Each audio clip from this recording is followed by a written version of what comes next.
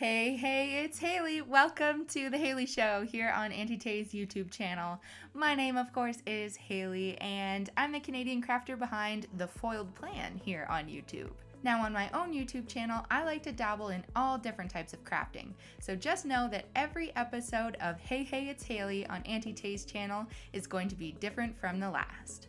We might be foiling, working on sublimation projects, learning how to design things using Cricut or Silhouette, creating upcycled DIYs, working with resin, learning how to emboss. The list goes on, and I'm so excited to share all these fun crafty things with you. In today's crafty video, I'm going to share with you how to create a Halloween-themed candy jar using designs from the Auntie Tay membership. We'll be cutting vinyl on a Cricut, and I'll go over some application techniques when you're working with difficult surfaces. Let's get started. So first I went into the Auntie Tay membership and I found a Halloween themed image, downloaded it to my computer, and then uploaded it into Cricut Design Space. Once it was on my canvas, I clicked the image and clicked the ungroup button. I wanted to put the witch on one side of the jar and the words on the other. Now I'm a very visual person, so I've just moved that witch off to the side, and now I'm going to make adjustments to the size of the designs. So I select everything that was related to the witch better have my candy section, and I adjusted the size so that it would fit the jar, and then I did the same thing to the witch. I just made it a little bit smaller so that it would fit better. Then I thought back to one of the designs I remember seeing when I was looking for this image, and it made me think of an idea. So I went back into the Auntie Tay membership, I clicked on the Halloween designs, and I scrolled down to find the one that I was looking for. My idea was basically to put this design on the inside of the candy jar at the very bottom, so when you run out of candy, all you see is, sorry, out of candy.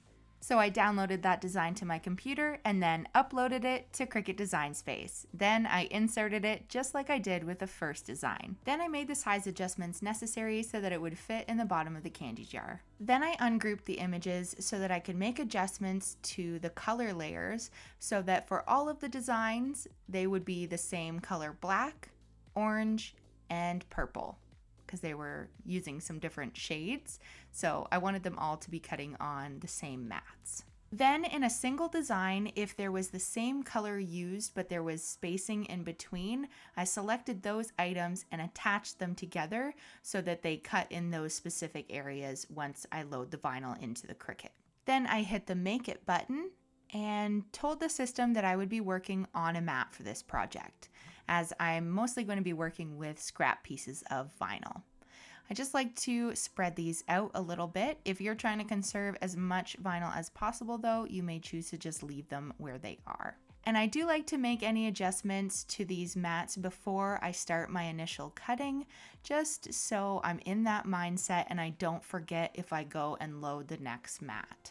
Then we're going to set the base material, and for this I'm using permanent adhesive vinyl, specifically Oracle 651 in black, pastel tangerine, and glitter purple. So for the glitter purple one, you'll likely, if you're using something like that, you'll want to change your material setting at that point to be a glitter adhesive vinyl.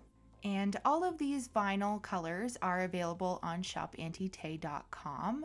Feel free to use my code TheFoiledPlan to shop any product on the Auntie Tay website, and you'll receive a discount at your checkout. Thank you in advance if you do that, because I do receive a small commission, so much appreciated.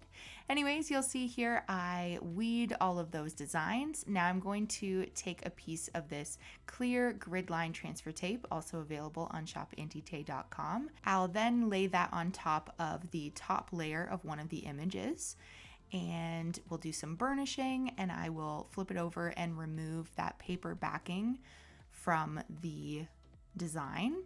And then we want to stick that on top of another layer of that design. So what I'm going to do to get it lined up perfectly is take a piece of parchment paper, and we'll lay that on top, and then we'll take the parchment paper and the transfer tape with the vinyl on it and lay it on top of the next layer of vinyl. We'll line up just the top section, making sure, because you can kind of see it through the parchment paper. You'll secure it down on the top and then slowly slide that parchment paper out from underneath. And then you'll see it's perfectly lined up. And we'll do again some more burnishing and remove that paper backing from that lower image. And then you'll just repeat that for any of the other designs that require layering. Now, to keep the candy jar from moving around, I like to set it on top of a squeegee. And then to prep the surface, we take rubbing alcohol and a lint-free cloth and just give it a quick wipe down. Wait for it to dry, only takes a couple seconds. Then we'll place the design on top, and we always start from the center and work our way outwards. Now, this is a tricky surface because it is rounded and slightly curved at the top. So as I mentioned, we're going to start from the middle. So we apply pressure all the way straight down in the middle. And then we're gonna move our fingers slowly outward to make sure the vinyl is applied all the way around. Now that top word is going to be the trickiest because it's also rounded at the top of the jar. So you may have to lay down a little bit of the vinyl and then pick the transfer tape back up and do some slight adjustments. It may be easier as well if you do make some cuts in that transfer tape. Now, once I have it fully applied down, I do like to lay the transfer tape back on top to do some real burnishing. In this case, we're really just trying to get the vinyl off the transfer tape and onto the jar initially. And then when we lay the transfer tape back down on top, that's when we're really doing that burnishing to make sure it's stuck down. Then we're going to repeat the same process on the other side to apply the witch, which is significantly easier because you don't have to necessarily make sure that any words are straight because there's no words with this one. And you can kind of place it so that you're not really on that rounded part so much. Now, the last design application is, in my opinion, the trickiest because it's inside the jar, so you kind of have a small area to work with and you can't necessarily really see what you're doing, so you're kind of just feeling around and hoping for the best. So we do the same technique of layering and using that parchment paper to make sure everything is in the right spot. Then once we have it on there, what I did was I laid it down on the largest piece of that paper backing and I cut around it to create a circle so it was easier to manage. Then I used an excess piece of that transfer tape and I created what we call a hinge. So I put it right in the center of the design, then lifted up one edge and folded the transfer tape underneath itself and stuck down the one side. Then I peeled the paper backing out from the other side and burnished the rest of it as I laid it down. And it was a little bit easier once I had that paper backing out of there to see what I was doing. And I just carefully removed the transfer tape after that. If there was any spots that really weren't sticking down, I would just place the transfer tape back down and do a bit more burnishing before pulling back on that transfer tape again.